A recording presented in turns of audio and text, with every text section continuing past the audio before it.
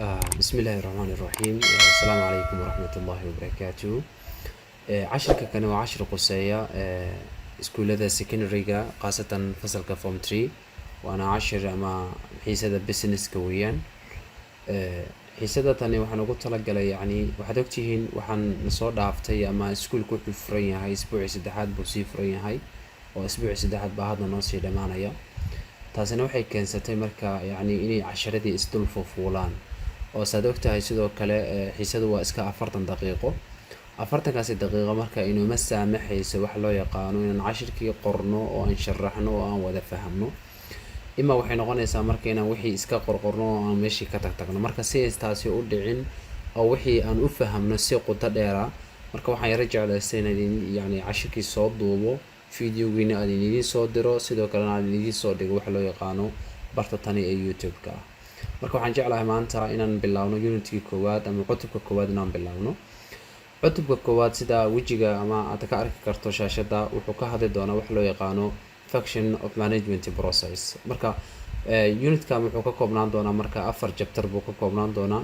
oo chapter-ka koowaad waxaan uga hadli doonaa qaybta koowaad planning qaybta labaadna organization qaybta labaad organizing ay yiraahdeen qaybta saddexaadna waxaan ka hadli doonaa direction ama leading oo qaybta ugu dambeysana waxaan ka hadli doonaa wax loo yaqaan controlling sidoo kale marka guud ahaan horta aan sharaxo cashirkan guud ahaan wuxuu ka hadli doonaa ama unitkan dhamaantiis wuxuu ka hadli doonaa wax loo yaqaano managementiga iyo hawlaha ay qabtaan marka managementiga maamulida ama la maamulayo shirkad ama yani waxa loo yaqaan ama muassaso ama organization wuxuu u baahan yahay 4 qodob ama 4 tilaabo in la qaado marka tilaabo walbana buug wuxuu nagu siin doonaa chapter nagu siin doonaa inagoo aan geli doono qaybta ugu horeysa marka guud ahaan laakiin hadii lagu weydiiyo ama aad fahamto yani waxa loo yaqaano function of management process maxaa waaye hadii lagu yiraahdo waa 4 tan ee wajigeen hadda na hortaagan 4 tan maxay yihiin marka 4 tan waxa weeyaan kow in wax la balaan gareeyo wax la qorsheeyo waxa marka la qorsheeyo kadib hadana la organize gareeyo la isku hagahago oo la yani la kala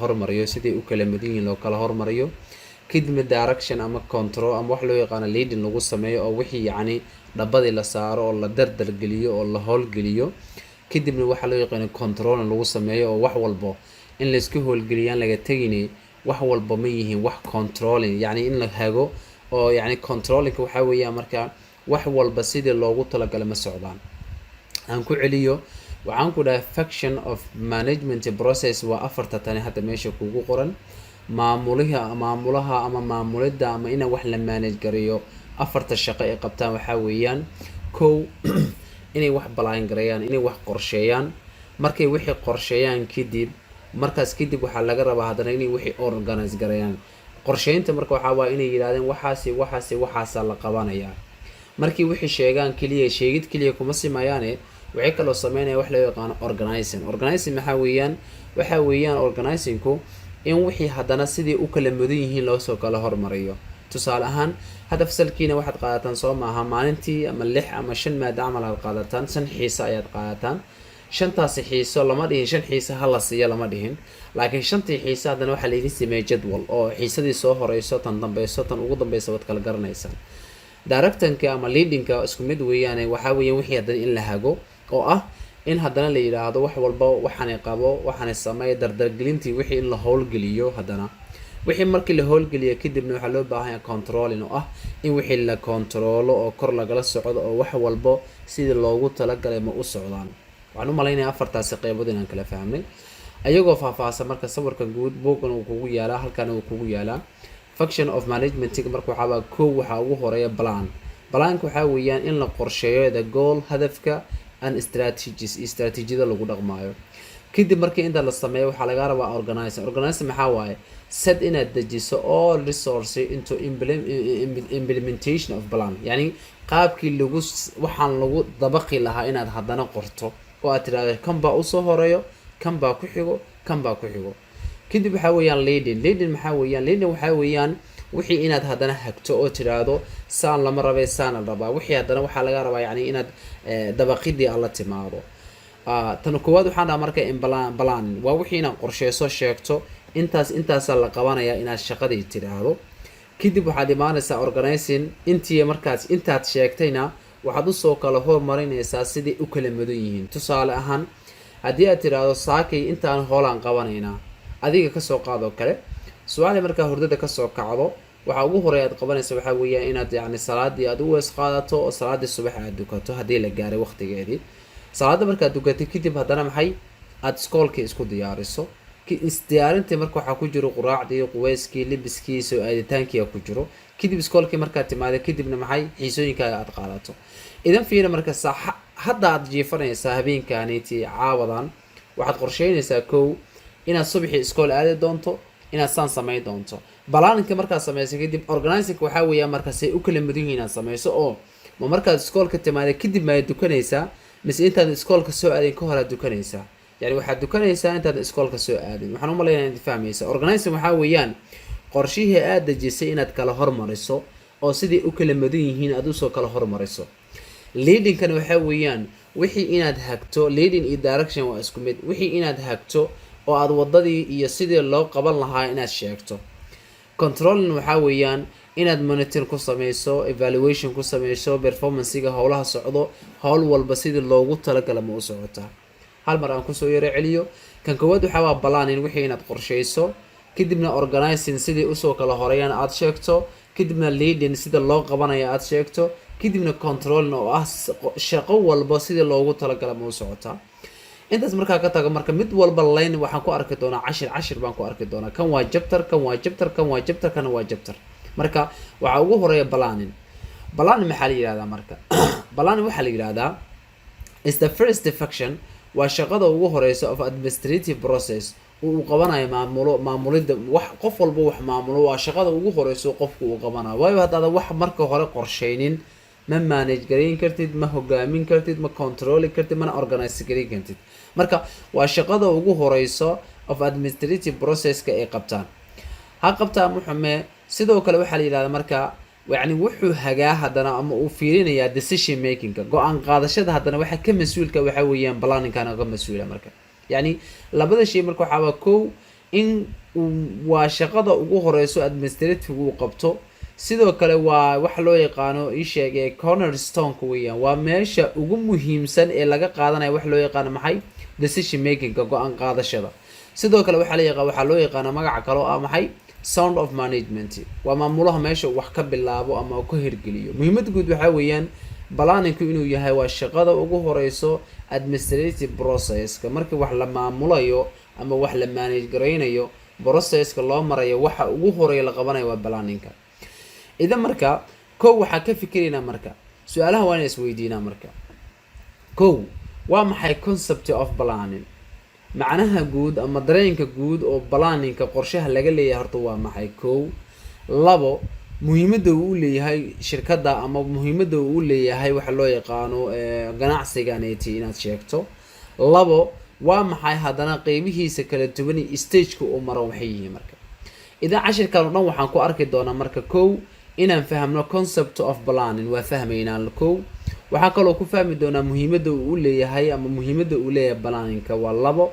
tan saddexaad qeybaha planningka, yani wax marka la planning gareynayo maxay qeybahay kala leeyihiin, stageka uu maro. labada saddexdaasna waa ogaan doonaa. marka saddexdan su-aalood waxaan u baahanaa inaan ka jawaabno markaan cashirka fahmno kamid. marka waxaa la yidhi this three questions, saddexdan su-aalood ee hadda kor aan kusoo aragnay will be answer waxaan ugu jawaabi doonaa marka su-aalahaas yani cashirkan markaan yani gudihiisaan ugu jawaabi doonaa. kan ugu horey waxaa marka waa maxay concept of planning soo maahayn? waa ka marka jawaabtiisa.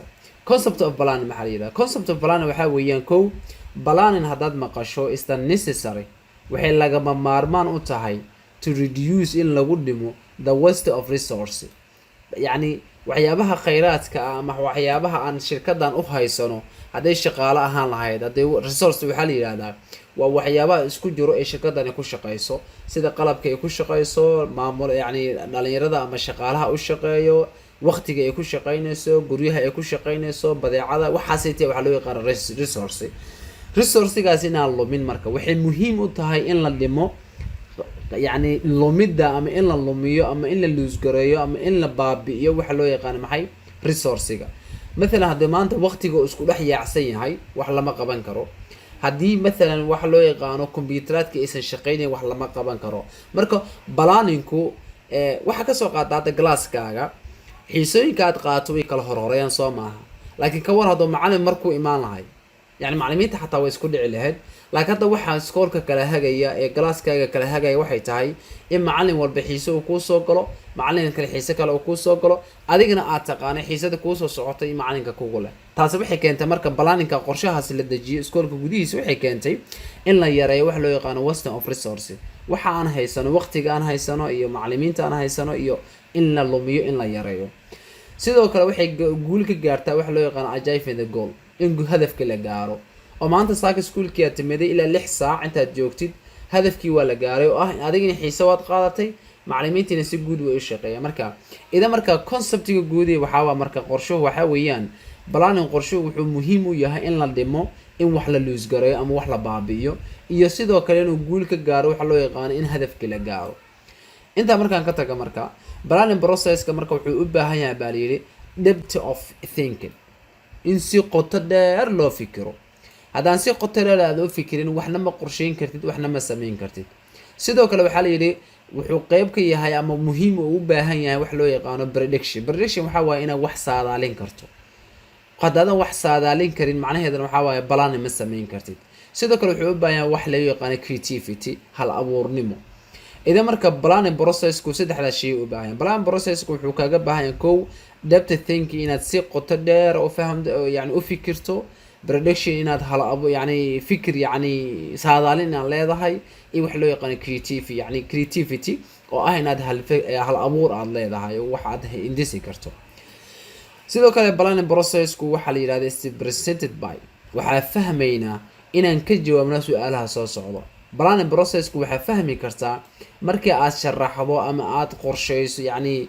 su'aalaha soo socda markaad ka jawaabdo waad fahmaysaa kow يعني planning process-ku waxaad go'aan ka gaari kartaa ama wax qorsheyn kartaa su'aalahan dhamaantood haddaad ka jawaabdo qorshahaaga waa dejin kartaa su-aasha ugu horeysa maxay tahay marka kow waxa weeyaan horta kow waa inaad ogaataa markaa wax ballaangaraynayso ama qorsheynaysid hadafka aad rabto inaad gaarto waa maxay what's the goal to be achieved waa maxay goolka ama hadafkaada adigu leedahay inaad gaarto horta isweydiiyo inaad ogtahay laga rabo meeshaad u socoto iyo meeshaad ka socoto horta maxaad doonaysaa inaad ballaangarayso markaad ogaato waxaad rabto kadib waxay waa ballaangarayn kartaa labo waa maxay activity howlaha ay tahay in shaqadani lagu qabto kow marka hore waxaa ogaatay hadafkaad u baahan tahay markaa ogaato su-aasha labaad isweydiinaysa waxay tahay hadafka inaan gaaro activity-de iga baahan tahay inaan hadafkaasi dhammaystiro su-aasha saddexaad waxaa laga rabaa activity walba yaa dhammaystiraya yani goormee la dhammaystiraya activity walba ee hawshaasi u baahan tahaysa goormee la dhammaystiraya kan afraad waxaa weeyaan how can we the activity be implemented yani sidee loo dabaqayaa yani wax loo yaqaano activity walba haddana sidoo kale yaa dabaqaya activity walba haddana su-aalaha haddaan soo koobo waxaa weeyaan planning process-ku waxaad qaban kartaa ama aad sameyn kartaa markaa su-aalahan ka jawaabdo marka waxaa rabtaa inaad wax qorsheyso tusaale ahaan waxaad ka soo qaadaa maalan iskoolka hadda aad dhigato fasalkaad aad dhigato sida wax loo kala horeeya rabaa inaan ku fahamsiiyo kow maamuluhu markuu wax qorsheynaya ama wax maamulaya ama wax manage garaynaya wuxuu isweydiiyey horta maxaa rabtaa inaad qorsheyso waxaan rabaa inaan galaaskan form 3-ga ah inaan qorshe u dejiya u baahanahay sidii galaasi yani u kala horeeyaan xiisooyinkooda isla markii maamulaha wuxuu ogyahay wuxuu u baahan yahay oo muxuu u baahan yahay fasalkan form 3-ga ee haddaad adigu dhigato wuxuu rabaa inuu u sameeyo wax loo yaqaano xiisooyinka ay qaadanayaan inuu gaarsiiyo buu rabaa okay hadafkaas markuu ogaado kadib wuxuu leeyahay activity walba muxuu iga baahan yahay si aan u dhammaystira kan waxa liiga baahan yahay maalin walba inaad qaadato wax loo yaqaano 6 ama ilaa 7 xiisadood inaad qaadataa okay goormee xiisooyinka la dhammaystiraya marka 6 saaca la dhammaystiraya waxa fiirsa xiiso walba waxaan maraynaa 40 daqiiqo inay ku soo gasho hadafkaas marka wuxuu isweydiiyay when can each activity be completed yani goormee rabaa inaad yani activity marka waxay noqonaysaa tusaalaan xiisooyinka oo kale goormee rabtaa inaad dhammaystirto kan afraad waxaa weeyaan how can we the activity be implemented activity walba haddana sidee loo dabaqaya haddana see u qabanayaa tan afraad ugu shanaad ugu dambaysa waxa weeyaan who will implement each procedure, yani haddana yaa qabanaya hawshan aan u egmanaya. hal mar si kooban aan ku celiyo, waxaan rabaa kaliya wixii inaad fahamto. planning processku waxaad wax qorsheyn kartaa markaad shantan su-aalood aad naftaada isaga jawaabdo. kow, waxaad ogaanaysaa goolka hadafkaad u baahan tahay.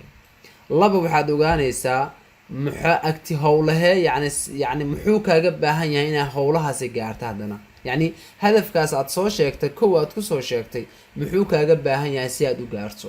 labo, goormee la gaarayaa oo la dhamaystiraya hadafyadaasi, de waqti waa inaad u sameysaa. afar, how can we activity be implement, yani sidee haddana loo qabanaya howlahaasiti. shan, yaa qabanaya howlahaasiti. su-aalahaas markaa ka jawaabdo oo aad mid walba ka jawaabdo, qorshahaagu waa dejin kartaa. waxaan rabaa markaa importance of planning, muhiimada uu leeyahay ama importance of planning inaan sheegno. waxaan dhahnay markaa the planning qorshuhu, the planning function, yani howlaha ama qabashada wax loo yaqaano qorsheyntu is the basic means, waa aas-aaska macnaha for administrator yani waa aas-aaska ugu horeeya ama baseka macnaha ugu horeeya administrator maamulayaashu ay ku wajahayaan the future mustaqbalka. planning functionku is the basic meaning, waa waxa asalka ah ama ugu horeeyo yani waxa loo yaqaan administrative maamuluhu ama maamulayaashu ama maamulkuba ay ku wajahayaan waxa loo yaqaan future-ka. waayo wax loo qorsheynayo dhan waxay tahay marka in mustaqbalka wax guul leh oo qurux badan la gaaro.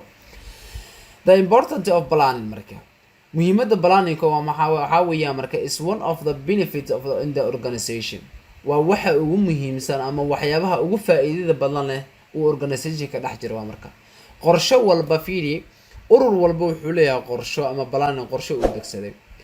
qorshahaasi oo degsada marka inuu gaaro u baahan yahay marka waxaa la yidhaha muhiimada ama muhiimad ahaanta of planning in wax la qorsheeyo. muhiimada ay leedahay waxaa weeyaan waa waxa ugu muhiimsan ama ugu faa'iidada badan organizationka ka dhex jira. number 2 marka waa faa'iidooyinka importance muhiimada uu leeyahay. planning marka qorsheyntu waxay inta badan caawisaa ama helbis ama door fiican ay ka ciyaartaa to avoid in laga hortago problemyada. yani inaad wax qorsheyso waxay inta badan kaa daaficaysaa inaad wax lumiso, wax khasaariso, wax baabi'iso, wixii lamid ah. waayo hadda fiiri, iskuulaad soo aadaysaa, markaad guriga tagto howl kala qabanaysaa, galabta howl kala qabanaysaa, howlihii iskuma dhex qasaysid. yani waxaa laga yaabaa inaad kubad ciyaar rabto, subaxda hore marka kubad ma ciyaaraysid, galabtiina iskuul ma aadaysid, lianna iskuulka waxaad ogtahay subax inaad aado, galabtiina waxaad ogtahay in kubad la ciyaaro. saas awgeed marka howlaha waxaad u kala ballaangaraysa ama u kala qorsheysa si ay u kala soo horeeyaan. idan marka waxaa lagu yidhi fiirinka planning qorshahu marka helbis wuxuu kaa caawinayaa ama yani uu kuu sheegayaa to avoid inaad ka hortagto problemida. oo iskoolkaad aad u gambiso oo baroniga aad hormariso ama kubaddii aad hormariso, macnaha waxay tahay waa yani iskoolkii aad u gambisay. yani marka problemadaas so my hinder work, yani shaqada hoos u dhigi karo in the organization marka la joogo maxaa yaqaan yani ururka ama wax loo yaqaano shirkadda marka aad joogto. yani haddaadan wax qorsheynin waxyaabo badana isku dhici doono, dad badana isku dhici doono, howlo badana yani iska daba gaargaari doono. number 2, planning qorshuhu marka wuxuu kaa caawinaya sidoo kale coordinate, inaad hagto ama communicate aad isgaarsiiso. meeshaan communicate baan ka rabaa, waxaan ka sixi doonaa meesha wordkan ka sixi doonaa, communicate baan ka rabaa. communicate inaad gaarsiiso yani departmentyada kala duwan ee wax loo yaqaano ururka. planning qorshuhu marka helbis wuxuu kaa caawinayaa coordinate and communicate among the various departments in the organization. qaybaha shirkadda waxaan sheegnay qaybo kala duwan ay leedahay. waayo shirkaddu waxay leedahay department of financing, qaybta waxaa weeyaan oo maaliyadda, department of operation, qaybta waxaa weeye wax soo saarka, department of inventory, qolooyinka wax soo sheeg wax soo iibiya yani suuq waxyaabaha looga baahda ka keena. waxay leedahay department of marketing, qolada suuqgeynta, department of selling, qolooyinka wax iibiya, department of accounting, qolooyinka wax xisaabiya. yani shirkaddu waxay leedahay departmentyada kala duwan oo aan ku arki doono casharada soo socda. marka planning qorshuhu marka wuxuu kaa caawinayaa coordinate and communicate among the various departments in the organization. inaad isgaarsiiso ama aad maamusho ama aad warbixin ka kala qaadataan waxa loo yaqaano maxay ururka ama organization waxa loo yaqaano hay-adda ama sharikada inta waa la dhihi karaa. sidoo kale planning qorshuhu wuxuu kaa caawinayaa in reduce inaad hoos u dhigto ama aad yareyso future risk waxa loo yaqaano dhibaatooyinka ama riskiyada mustaqbalka that my face taasoo u wajihi karo the organization ururku u wajihi karo. success of factors of planning. factors of planning ka inaad guul ka gaadho waxaad u baahan tahay qodobadan saddexdan qodob idana. planning qorshe markaad dejiso qorshaha aad dejinayso inaad guul ka gaadho waxaad u baahan tahay saddexdan hoos hadana kugu qoran. yacni qorshaha dejinaysaa qorshahaaseti inuu noqdo qorshe meel maray oo lagu guuleysto wax lagu faa'iiday saddexdan qayb u baahan yahay marka. wuxuu yiri kow aan halkaan akhrino wuxuu yiri success in planning process markaad wax qorsheynayso inaad guul ka gaadho requires waxay u baahan tahay availability in la helo several factors cunsuro fara badan which include kuwaasoo ay ka mid yihiin kuwan hoos ku jira marka. yacni waxa aad qorsheynayso inay noqdaan wax meel maray waxay u baahan yihiin saddexdan. kow inaad hesho wax loo yaqaano trained planning professionals dad waxaaneeti ku xeleer waxa aad qorsheynayso wax walba dad baa ku fiican. haddaad kubad qorsheynayso dad baa ku fiican. haddaad yacni wax loo yaqaano cunto qorsheynayso dad baa cunto karinta ku fiican. yacni qolo walba marka qorshaha la leeyahay mathalan gaari baa rabtaa inaad soo iibsato waxaad qorsheynaysaa gaari inaad soo iibsato gaarigaasi inta markaad suuqa aadaysa waxaad wadanaysaa qof gaarigaasi ku tacalluqa darwal buuxa ah makaanikiista ah si gaarigaasi uu kaaga fiiriyo misana uu ku dhaho waxaan way fiican yihiin ama way xun yihiin. waxaad u baahan tahay maanta inaad qorsheyso wax loo yaqaano maxay waxaad rabtaa inaad yacni guri soo iibiso. guri markaad iibinaysa ma wadaysa makaanikiista ma wadaysa waxaa wadaysaa qof qabiil ah oo guryaha kala yaqaano oo sabarlooga kala yaqaano oo sabarloogan ma sabarloog jeremiya ma mid koobiya guriga ma la soo xaday ma la soo xoogay kaa kala ogaan kara.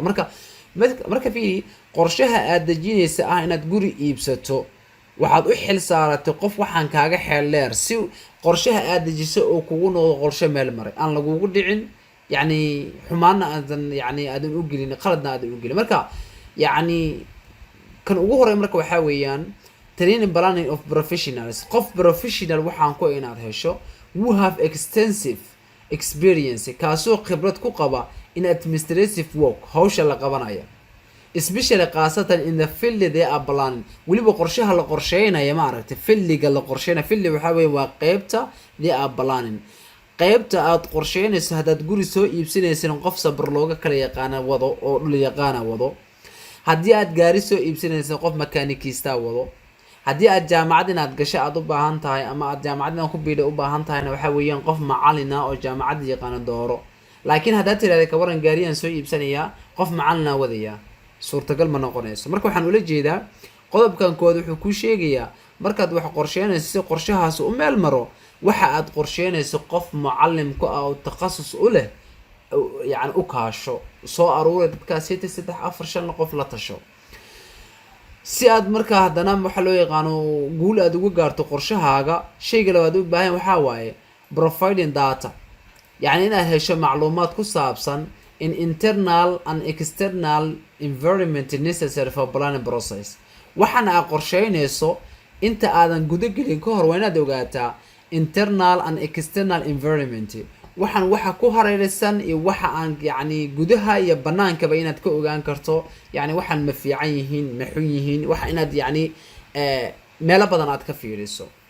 shayga labaad shayga saddexaad waxaa weeye marka providing inaad heshaa sufficient time yacni waqti ku filan oo yacni haddaad wax qorsheynayso aad tiraahdo yacni mathalan waxaad qorsheynaysaa wax waqti badan kaaga baahan tusaale ahaan gaari baa rabtaa inaad soo iibsato. tusaalahaas marka gaarigaas markaa inaad soo iibsato rabto bal ka waran haddaad gaarigii isla saako kugu soo dhacay isla haddan soo iibinaya haddaad tiraahdo waxaa laga yaabaa gaarigaas in lagugu dhaco. waxaa laga yaabaa gaarigaasi qiimaha kasoo bixisay qiimousan ahayn lagaa siisto. waxaa laga yaabaa gaarigaas aad soo iibisay inuu gaari halaysan yahay mar hadduu heshiis dhacna heshiiskaas waa dhacay. idan marka waxaa laga rabaa wax markaad qorsheynaysid waqti u sameey ugu yaraan isbuuc hadba waxay ku xiran tahay waxa aad qorsheynaysay waqtigu u baahan yahay inaad hesho waxa loo yaqaano sufficient time kaasoo ah maxay waqti ku filan aad heli karto. Okay, waxaan gelin hadda table of planning noocyada qorshooyinka yani marka qorshe la dejinayo noocyada ay kala yihiin. Here halkaani are several types of planning waxaa ku cad qorshooyin noocyo badan oo qorshooyin ah which can be classification kuwaas loo kala qaadaya according to the time period, yani waxaa loo kala qaadaya time periodkooda, yani waqti ahaan loo fiirinaya marka wax la balaan gareynayo dhowr nooc loo balaan gareeya qorshooyinka marka la dejinayo dhowr yani qaybo far badan oo kala duwan oo leeyahay. waxaa kow ka ah in waqtiga loo fiiriyo marka wax la qorsheynayo, administrative level loo fiiriyo, waxaa loo yaqaano sector product waxa la soo saaray in loo fiiriyo qorshaha, waxaa la kamid ah hadana field of work qaabka loo shaqeynayo hadana. idan marka adan hadda xoog waxaan saaraynaa time periodka bisaan saaraynaa, yani aan ku fahamsiiyo oo marka wax la qorsheynayo qaybo fara badan oo waxaa jira marka waxaa loo yaqaano qorshaha. qorshaha noocyadaas kala duwan waxaa kamid ah kow time period, yani waqtiga waxaan la qorsheynayo kow. administrative level waxaa jira haddana maamul ahaan markii wax la qorsheynayo level lagu qorsheeyaa jiro. haddana waxaa jira wax loo yaqaana product marka la joogo haddana wax soo saarka qorshe buu leeyahay. wax walba marka fili walba qorshay leeyahay marka haddii plan noqoto, administrative noqoto, time period noqoto. idan marka saddexdan kaliya maahane waxyaabo fara badan oo kala duwan wax lagu qorsheeyaa jiro. soo haddaan kuu sheegay markaad rabto inaad gaari soo iibsato waa qorshe gooniya, markaad kubad dhinaca ciyaarta u baahan tahay waa qorshe gooniya, yani qorsho marka qorshe hadaad maqasho hal nooc kaliya ma aha. inta inaa ila fahantaa rajeynaya. types of planning waxaa weeyaan marka hiya halkaani are several types of planning waxaa ku cad marka qaybo kala duwan oo maxay oo qorshe ah which can be classified kuwaasoo loo kala qaadi karo according to marka loo eego time period loo kala qaadi karaa. qorshooyin baa jiro, qorshe waxaa jira administrative level loo yaqaana jiro, qorshooyin waxaa jira section product loo yaqaano, qorshe kale waxaa jira field of work loo yaqaano. idan marka field of work waxaa marka qorshe walba la dejinayo hadba shaqo walba qorshe gooniyo leedahay. iskoolkaaga qorshe gooniyo leeyahay, fasalkaaga qorshe gooniyo leeyahay, xataa form 3 iyo form 2 isku qorshe maaha. maadada qaadanaysa xiisada kugu jirto iyo xiisada ay qaadanayaan ama maadada ay qaadanayaan isku mid ma aha. adigoo isla business qaadanaya haddana waxaad kala qaadanaysaa laba cashir oo kala duwan kala qaadanaysaa. intaas ila fahanteen rajeynaya. idan marka table of planning haddana waxaan ka qaadanaa markii loo eegayo waxa time periodka waa soo maaha. halka marka wuxuu ku yiri we will focus on anaga waxa diiradda saari doona planning processka, yani nidaamka wax lagu qorsheeyo according to anagu u eego doono wax loo yaqaan time periodka iyo sidoo kale administrative levelka labadan aan qaadan doonaa. halka section productiga iyo qolooyinka kala duwan ee badanba insha Allah taala idina dib aan ka arki doono haddii aan waqtiga Ilaahay noo saamaxo. laakiin hadda waxaan fiirinaa wax loo yaqaan time periodka types of planning kooda. time periodka waxaa kamid ah marka markii wax la qorsheynayo shirkadda waxay rabtaa inay wax qorsheyso. markay wax qorsheynayso shirkaddu waxay wax ku qorsheysaa marka time of planning oo ah time periodka marka loo fiiriyo waqti ahaanta marka loo fiiriyo ilaa saddex qaybood. kow waxaa kamid ah long term planning. long term planning maxaa la yiraahdaa? sidoo kale waxaa jira wax loo yaqaan medium term planning iyo sidoo kale short term planning. saddexdaas qaab weeyaan marka la fiiriyo time periodka. aan isla fahamno istaadow. time of planning markii wax la qorsheynayo noocyadiisa kala duwan way fara badan yihiin baan ku dhahay. oo waxaa loo fiiriyaa time periodka waa nooc kamid ah qorshaha, administrative levelka waa nooc kamid ah qorshaha, section planning wuxuu leeyahay nooc kamid ah qorshe buu leeyahay. anaga waxaan rabnaa kaliya shirkadda inaan ka fiirino wax loo yaqaan administrative level iyo wax loo yaqaan time periodka. marka time periodka administrative levelka marka saddexda nooc wax lagu qeybiyaa. haddaad maqasho long term planning iyo medium term planning iyo short term planning waxaa weeyaan types of planning in term of time period. intaad misla fahmnay oo hadda halkaana lagu cadeeyo waxa lagu yiri we will focus on waxa anaga diiradda saari doonaa the planning process qaab qorsheynta according to anagu u eegi doono wax loo yaqaano time period and administrative level. okay kan koowaad waxaa weeyaan long term plan. long term plan maxaa la yiraahdaa? long term plan waxaa weeyaan shirkaddu markay qorsheynayso wax ka badan 3 sano. مثلا qorshahan waxay u dejinaysaa 3 sano wixii ka badan inay gaadhi rabtaa tusaale ahaanba. oo waxaad tiraahdaa shirkadan leena hadeertaan shirkaddan waxaan rabnaa 2026 maxaan rabnaa inaan gaarno. Mathalan hadda xarun baa waxaan ku leenahay magaalada Muqdisho. Waxaan rabnaa marka 2026 markaan gaarno inaan magaalada Hargeysana xarun ku leenahay, magaalada Kismaayona aan xarun ku leenahay u baahanahay. inta misla fahmay qorshahaas inta la dejinay 2060ka 2030ka 2026 saddex sano ka hor, saddex sano ka badan waxaas waxa la dejinay waxa loo yaqaanaa long term plan. qorshe walba oo loo dejinayo saddex sano kadib in la gaaro waxa loo yaqaanaa long term plan. qorshahaas oo dhan wuxuu doonaha noqdo. مثلا sheeg 4 sano kadib guursanaya qof haduu yiraahdo hadii shirkadan ay tiraahdo 2 sano kadib waxaan rabaa yani 5 sano kadib waxaan rabaa inaan gaaro magaalada Jigjig inaan xarun ka furo rabaa. مثلا hormuud kale hadii tiraahdo 2060ka ama 2030ka markii la gaaro qof walba wuxuu heli doonaa wax loo yaqaano yani video call inaan isku wacno adoo lafta adeegsanaya ilaa weli lama gaarna san filayo. yani laftaada marka qofka wacaysid waxaan u malaynayaa voice call kibisa isku wacnaa, message call kibisa isku wacnaa, laakiin video call wuu jiraa si la isku waco. hadii tiraahdo marka shirkadda hormuud waxaan 2060ka ama 2026 hadda soo socota 2 sano kadib yani 3 sano kadib yani ama 2030 oo kale waxaan rabnaa inaan gaarno wax loo yaqaano video call kaas la isku wacay. hadii ku tiraahdo waxa loo yaqaanaa qorshe walba oo la dejiyo 3 sano wixii ka badan la dejiyo waxa loo yaqaanaa long term planning. marka long term plan maxaan ku yiraahdaa hadhow maxaa la yiraahdaa hadii aan ku dhaho hadhow haydin istaado 3 sano wixii ka yar waa haydin. qorshe walba it's often included plans waa qorshe walba ama qorshe la dejiyo kaasoo ka badan wax loo yaqaano 3 years as they are done. marka sida loo qabto waxa qabanaya marka senior management level ka qabanayo. adana long term planning ka magac kale uu leeyahay oo loo yaqaano strategic planning. intaas isla faanaa mareynaya aan ka gudbo. medium term plan waxa la yiraahdaa waa qorshaha dhexdhexaadka ku socdo. qorshaha dhexdhexaadka ku socdo inta badan waxa weeyaan 1 sano ilaa iyo 3 sano ilaa iyo wixii agteeda weeyaan. yani 1 sano ilaa 3 sano wixii lagu gaarayo qorshe la dejiyo waxa weeyaan waa medium term planning.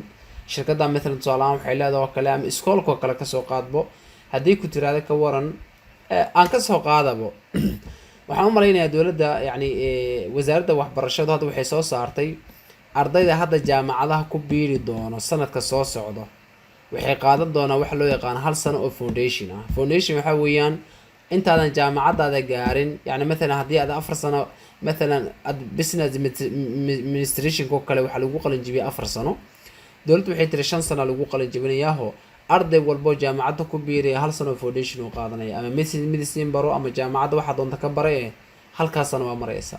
idan qorshaha dawladda ay leedahay maxaa waaye waa medium term planning. waa hadda marka muxuu ku yahay oo qorshaha dawladda ay dejisay waxa waaye 1 sano ilaa 3 sano waaye. idan waxay tiri sanadka xiga bay tiri sanadka xiga maadaama ay rabtay inay 5 sano ka dhigto marka macnaha waxa weeyaan waa medium term plan. marka qorshe walba oo 1 sano ilaa 3 sano jiitamayna waxa loo yaqaanaa medium term planning. magac kale uu leeyahay asagana oo waxa loo yaqaanaa maxay magacaas loo yaqaanaa tactical planning loo yaqaanaa. kii hore waxa loo yaqaanay strategic planning, long term planning waa loo yaqaanaa. kan medium term planning waa loo yaqaanaa, tactical planning waa loo yaqaanaa. waa qorshe walba oo 1 sano 2 sano 3 sano jiitamaya soconaya. inta marka ka tago tusaalahan ardayda kamid ah duu yiraahdo kale 2 sano kadib waxa rabaa inaan jaamacada qalin jabiyo waana run. yani hadda form 3 tahay form 4 sanadka xiga noqonaysa sanadka xiga way qalin jabin doontaa.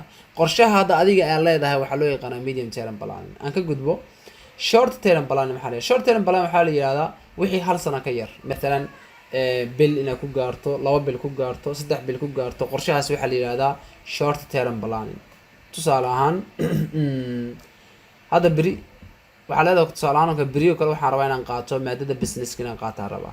إذا قرشة هذه وحلوه قانا short term plan وقرشة كمل جارة يعني وقت يرسعنا يا لما أنا يعني مركا أصلا ما قاعد قالوا لي وعليه قانا executive plan اللي يقانا وقرشها كونجاد كا أو مليار لو جاري كرو.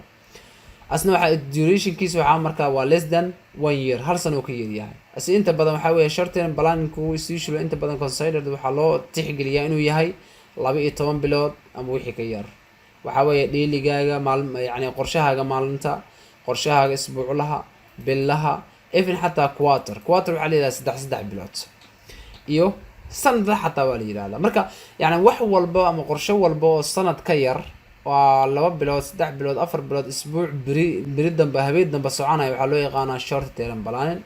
qorshe walba 1 sano ilaa 2 sano jiitamayna waxaa loo yaqaanaa short yani long term planning. qorshe walba oo dheer oo 10 sano soo socotana waxaa loo yaqaanaa long term planning.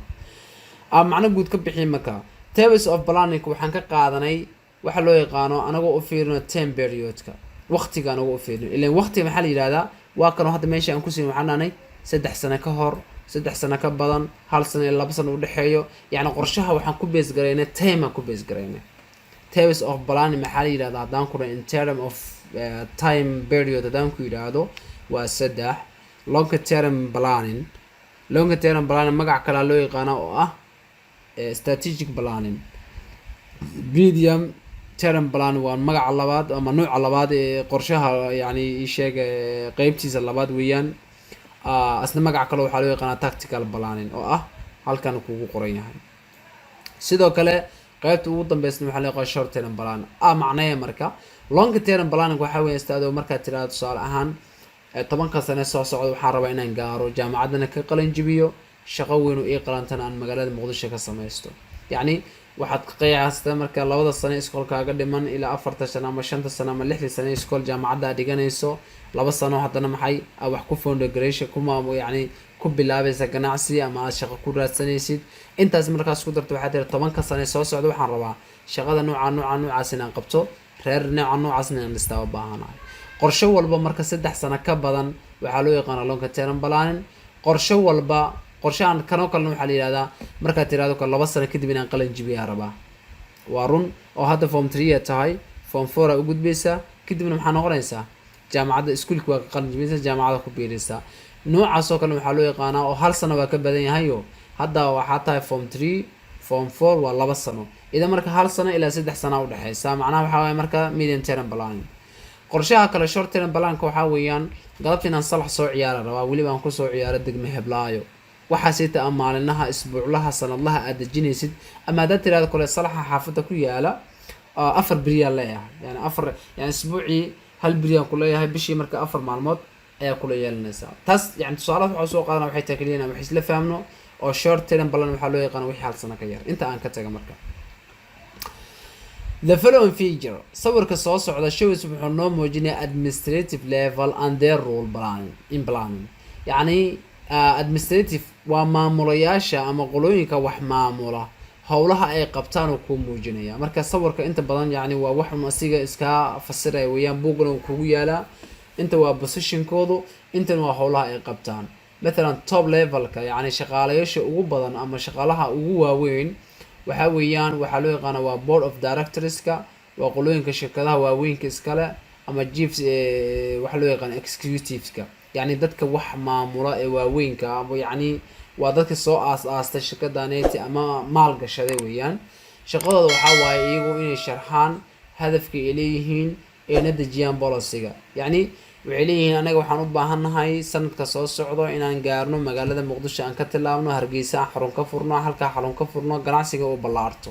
waa hawsha yani iyaga inta badan waxay sheegaan wax loo yaqaan maxay objectiveska, waxa loo baahan yahay. qolooyinka middle levelka waxaa weeyaan marka waa departmentalka head of managerska, waa maamulayaasha dhexe waaye, sida maamulaha iskuulkaaga, maamulayaha iskoolka kale, wixii lamida. kuwaana waa mu'asasado kale. kanoo kale wuxuu ku leeyahay tusaale ahaan shaqadiisa waxay tahay inuu identify inuu sii sharxo departmental objectiveska, yani shaqaalaha hoose oo xafiisyada joogo ay iyaguna maamulaano waxay agaasimayaal oo kale weeyaan. waxay usii sheegayaan danta laga leeyahay maanta hawsha taalo, yani low levelka yani waxyaabaha ay qabanayaan. low levelka waxaa weeyaan waa supervisorska iyo foremanka, yani waa dadka yani inta badan ku caawinaya adiga. yani kuwaneti iyo kuwaneti waxay ku kala duwan yihiin. waxaa weeyaan kuwaneti kuwan bay hoos tagaan, laakiin kuwaneti kuwan ma hoos tagi karaan. waxaan sheegay kuwan waa kuwa shirkadda aasaastay, kuwana waa managerada ugu waaweyn shirkadda oo iyagu inta badan shaqo ma qabtaan, waxooda roonda iyo waa agaasimayaal iyo weeyaan. kuwan waa maamulayaasha shirkadda marka subax walba ku imaanaya. kuwaan mis arkaysiin, laakiin kuwa inta badan waa maamulayaasha inta badan supervisorada shaqada hagaya, kugu controlaya, fasalada soo galaya, wax walba qabanaya. iyaga maxay qabtaan marka? waxay qabtaan operationska, yani carry out wixii shaqo ku leeyihiin howlaha guud ee la qabanaya ee workerska ay qabanayaan. qolooyin kuwaasi waa shaqaalayaasha. marka shaqaalahan howlaha ay qabanayaan qoladana ku controleyso. shaqaalahan waxa ay yani qabanayaan qoladan baa lasoo dhiibeyso.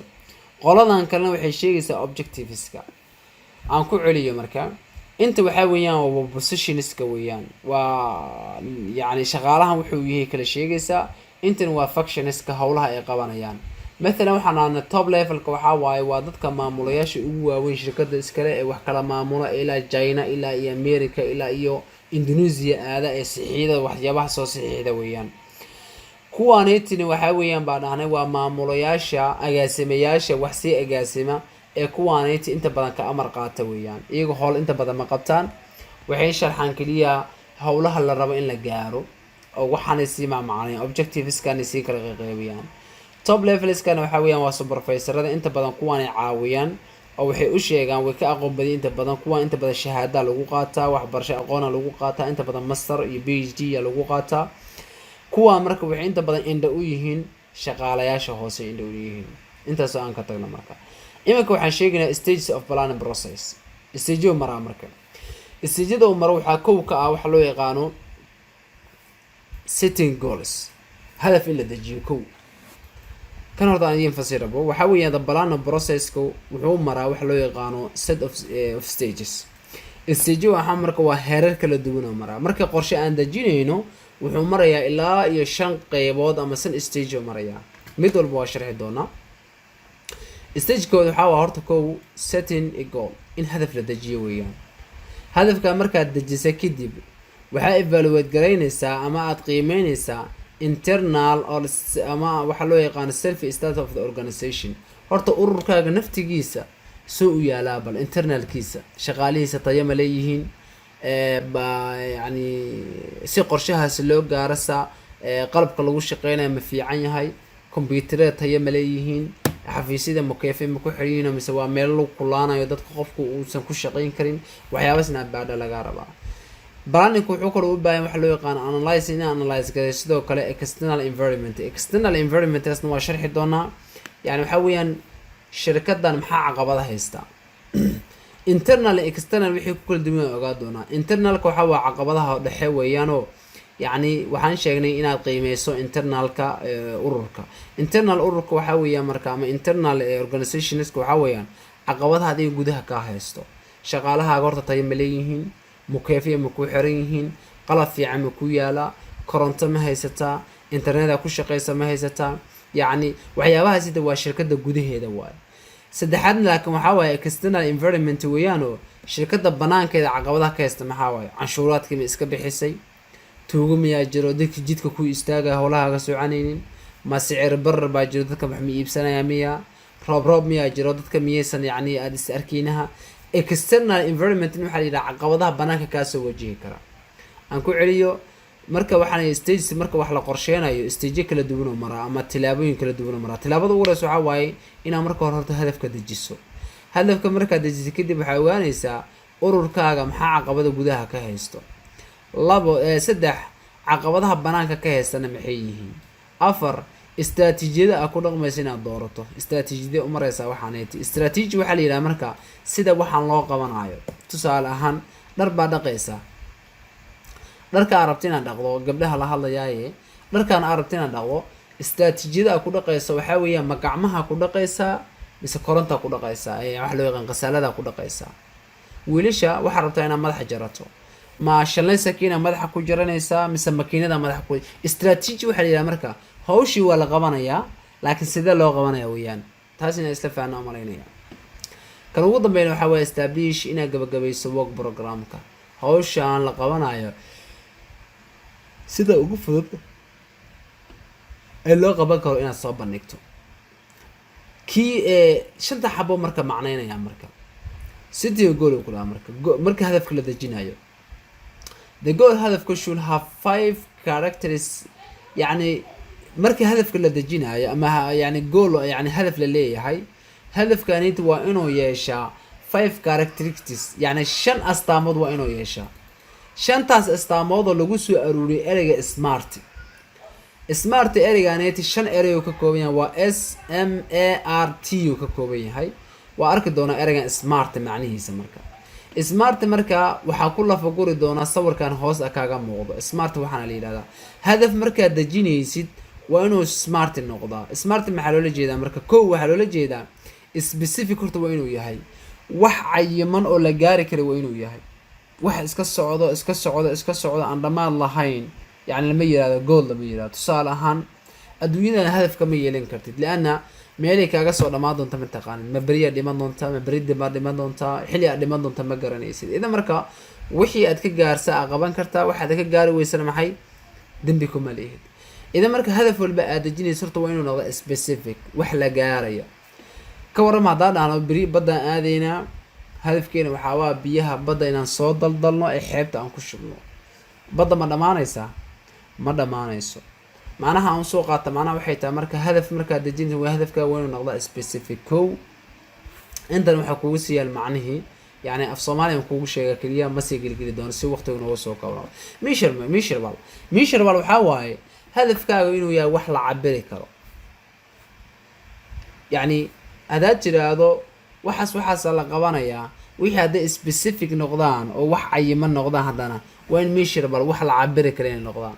waxaan la cabiri karin ama aan la gaari karin yani iyadana waxaa weeyaan ma guul lagama keenayo. sidoo kale hadafka marka la dejinayo waxaa leeyahay achievable waxaa weeyaan waxaaniti ma la gaari karaa. haddana waxaan la gaari karin sooma jiraan. yes waxaan in la yihiin wax la gaari karo. tusaale ahaan haddaanana ka waranba maanta tusaale ahaan wax la gaari karo oo achievable ah.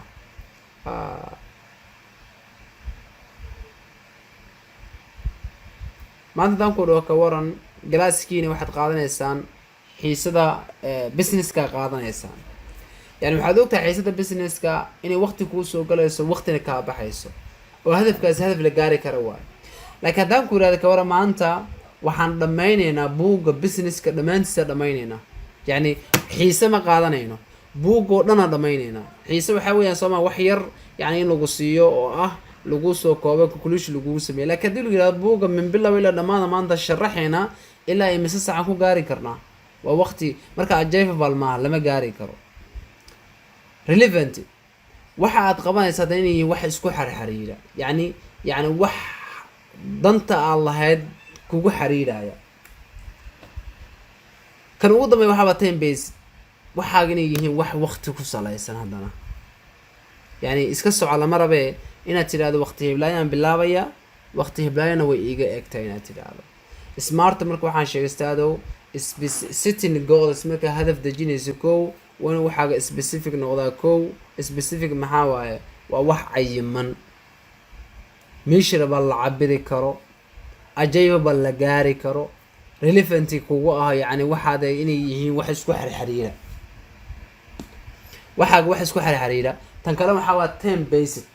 time basedka maxaa waa marka inay yihiin waxaaga wax waqti ku salaysan. marka kan labaad wuxuu ahaa wax loo yaqaano maxay? kan ugu dambeeya wuxuu ahaa kan labaad wuxuu ahaa waxa loo yaqaan evaluate. inaad evaluate garayso waxa loo yaqaano internal ama self status of the organization. ururka gudihiisa haddana inaad fiiriso.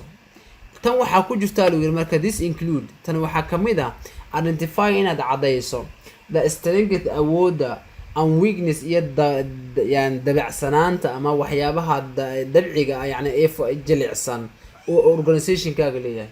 yani ururku waxna wuu ku xoogan yahay waxna wuu ku dabcaysan soo maaha. inaad ogaato marka waxyaabaha ku jilcan tahay. مثلا kubadda inaad ciyaartaa taa kubadda aad ciyaarayso waa inaad ogaataa yani waxa aad ku liidato iyo waxa aad ku liiday inaad ogaataa laga rabaa. intaas oo isla faanaa mareynaya yani inaad ogaato yani weerarka kee kugu fiican kee kugu xun, hebel wuu xun yahay, hebel ciyaarta ma ciyaari kariyo, waan isdhaana Soomaa. yes idan marka waa inaad ogaataa ururkaaga ama kooxdaada meelaha ku xoogan tahay iyo meelaha aad ku daran tahay aad ku awood aad ku lahayn. inta marka ka tagno hadaf marka dejinayso waxa kale oo laga rabaa inay analyze garayso wax loo yaqaano ama aad la fagurto external environment.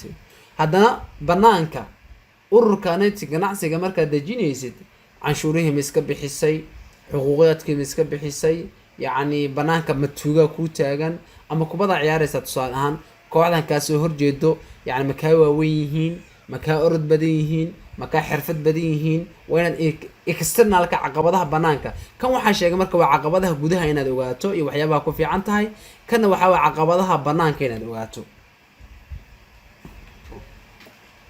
maxaa kale idan marka haddaan sharax waxaa weeyaan kale kana waxaa kamid ah inaad sharaxdo external opportunity, fursadaha banaanka ah aad ku helaysid, ama threats caqabadaha banaanka aad ka helaysid. yacni kan threats waa caqabado, opportunity waxaa weeyaan waa fursado.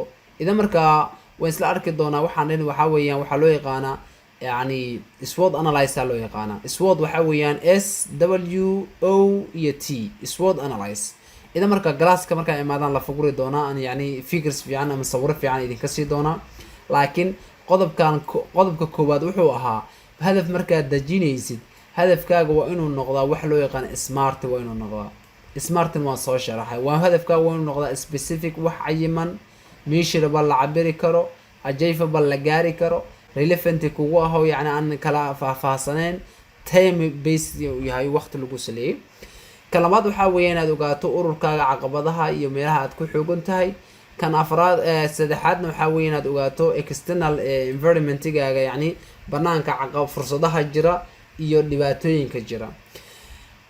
afraad waxaan sheegay inuu yahay choose strategy, waxaan inaad strategy u xulato. mathalan waxaa ognaha soo maha kubadda marka la ciyaarayo shax inaan degno oo ah 4-4-2 wax noocaasaytii ama 3-3 يعني 4 يعني استراتيجي waa marka yani maxaa kusoo shaxda ah kusoo gelaysa garoonka kani inaad sheegtaa. استراتيجي waxaa loo yaqaanaa marka tusaale waxaan kusoo qaatay gabdhaha ama wiilasha waxaan rabnaa dhar inaan naqdo, dharkaasi ma gacmahan ku dhaqaynaa mise qasaalada ku dhaqaynaa. kaasna waxaa loo yaqaanaa maxay, waxaa loo yaqaanaa استراتيجي inaad adiga doorato. waxaa weeyaan marka macnaha meesha ku yira waxaa weeyaan this percent tani waxay ka tarjumaysaa the path mujida wadada oo the framework ama nuuca that leads the goal, kaasoo urur yani hadafka aad ku gaaraysid ama aad ku yani ku wajahaysid weeyaan.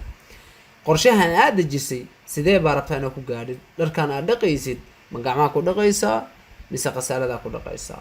kan ugu dambeeyna waxaa weeyaan establish work program. programka waxaa waay marka inaad sheegto activity-da loo baahan yahay si loo gaaro istaraatiijiyada kaasoo lasoo sheegay. war hadafkan aad soo sheegtay ee aad ogaatay banaanka waxa kaa yahay inuu smart yahay inuu waxan aa ogaatay sidee baa ku establish gareyn kartaa ku dhamaystiri kartaa programkaneet. marka ingiriiska meeshan ku qoran wuxuu yahay this includes tani waxaa kamid ah the activity howlaha required loo baahan yahay to complete in lagu dhamaystiro the strategy aad soo dooratay which are defined taasoo aad soo sharaxday. with this necessary marka tani wixii laga maarmaan u tahay to specify in la cadeeyo the start bilowga and the end iyo dhamaadka time for each activity. yani howl walba la qabanayo dhamaadkeeda. mathalan dharka marka la dhaqaayo 3 sifaa la maraa soo maaha. koo marka hore dharka la dhaqaa, labaad waxaa weeyaan oomada laga bixiyaa, saddexaad waxaa weeyaan yani waa la daahiriyaa, afraad waxaa weeyaan waa la majuujiyaa, shanaad waxaa weeyaan maxay waa la waraa, marka ugu dambeysana maxay xerga laga soo furiyaa waa la jaljalaadayaa. idan marka activity walba aad qabanayso goorma bilaabaysaa goorma dhamaynaysaa waa inaad sheegtaa. tusaale ahaan waxaa sheegtay soo maha juice strategy hadafaa xulato waxaa tiri qasaalada dharka ku dhaqaya. okay qasaalada dharka aad ku dhaqayso matii automatic aheeda oo dharka hal mar ina wada dhaqdo waxay sameynaysayba mise gacanta markaa ku dhaqaysisa ma waxaa rabtaa yani inaad sheegto activity walba howl walba strateejiyada aad isu dooratay inaad sheegto. waa qaybtan kan waxaan sharxayaa kan ugu dambeeya sharxayaa. ilaan waxaa sheegtay juice waxaa dooratay inaad gacanta ku dhaqdo, gacanta markaa ku dhaqayso kadib waxaa sheegaysaa haddana hawshan saa ku dhamaynayso oo waxaad leedahay activity walba ee loo baahan yahay sida uu ku dhamaanayo waa inaad sheegtaa. oo waxaad leedahay activity walba from start xilligaasuu iga bilaabanayaa to end xilligaasuna iga dhamaanayaa. marka hadaf in la dejiyo waxyaabaha stageska uu marmeeqo waa marka waa 5 xabo weeyaan. inta waa isla fahnaa umalay. marka saddexda su-aalood ee ahayd inaan ka jawaabno waan ka jawaabnay. kow waxaan dhahnay si aan balaanka u fahamno waa inaan sheegnaa concept of planning. Concept of planning waa soo sheegnay, waana soo fahmnay, ama videoga dib u cesho oo soo bilaabo. sidoo kale waxaan sheegnay importance muhiimadiisa, waxaan sheegnay sidoo kale tabs qeybihiisa, sidoo kale waxaan sheegnay stages iyo stageda uu maro. concept waa su-aasha kuwaad ee ka jawaabayso waa tanaa. kan labaad wuxuu ahaa importance of plan, waa intaanaan ku yidhi planninka qorshihiisa. tabnka yani noocyadiisa kala duwan waxaan sheegnay long term plan oo loo yaqaano strategic, sidoo kale mediumka oo loo yaqaano tactical, sidoo kale shortiga oo loo yaqaano waxa loo yaqaano executive planning. waxaan kaloo sidoo kale soo sharaxnay waxa loo yaqaano maxay figurkana waan sharaxnay oo ah maxay qayb walba oo managementiga ka tirsan. management waxa weeyaan waa saddexdan weeyaan: top management, middle management, iyo waxa loo yaqaano maxay low level management. magacyo kale idinku yaala waa isku macno, hadba si u kala horeeyaan weeyaan. cost waxa ku yaal maxay shaqaalihii dhamaystiran. stageskana waxa weeyaan marka shantan weeyaan. marka shantana inaan sharaxno waa rajeynayaa insha Allah ta'ala. marka qaybta ugu dambaysa waxa weeyaan questionska weeyaan. questionska marka waxa weeyaan ilaa iyo 5 su'aal weeyaan. su-aasha shanaada ugu muhiimsan. marka inta kale way idin kaga shaqaysan tahay oo waxa la yiraahdaa define the plan. planning waa la sharaxay. sidoo kale waxa la yiraahdaa waxa sharaxda muhiimada planning waa sharaxnay. sidoo kale waxa muujistaa tabs qaybaha iyo yani adoo u fiirinay maxay time period kaasna waan yara sharaxnay. intaan marka waxaan cashirka ku soo qaadana waa muhiimad badan inaan rabo yani inaan siiyo ma rabi. waxaan rabaa qaybta ugu dambayso cashirkana aan boobsiiyo oo ah tan waa su-aal layliya. marka assignment weeyaan, adinka idinka rabaa. su-aashan waxay idin leedahay marka design, waxaad soo design garaysaa ama soo nashqadaysaa your daily activity, yani howlaha howl maalmeedka aad adigu qabsato schedule igu soo sameey for the day of the week. week wuxuu ka kooban yahay 7 week, 7 beri uu ka kooban yahay ama 5 beri iska leba inta iskoolka jaamacadda iskoolka aad timaado. iskuulka inta aad timaado maalin kamida howlaha aad qabato soo lis garay, timetable u soo sameey. timetable kaas yani qof walba waxaan rabaa laakiin timetable nooc kale inuu ii keeno, yani inaad isku ekaataan uma baahni.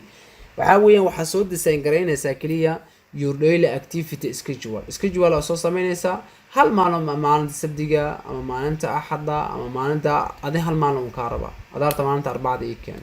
intaasina isla fahmnaa rajeynaa insha Allah ta'ala. cashirkan waxaan ugu talagalay kaliya waxay tahay saad ogtahay 40 daqiiqo haysanaa.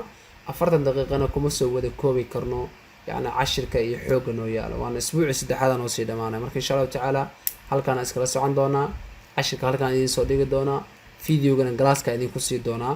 yani waxa ula jeedaa kaliya markaad gurigaaga ku laabato yani cashirkii dhageyso, yani hadhow marka istaado insha Allah ta'ala haddaad isliito adiga isliiday. inta waxaan u dadaalayo oo cashirka u duubayo oo wax u sameynaya waxay tahay kaliya inaan wax isla fahmno insha Allah ta'ala.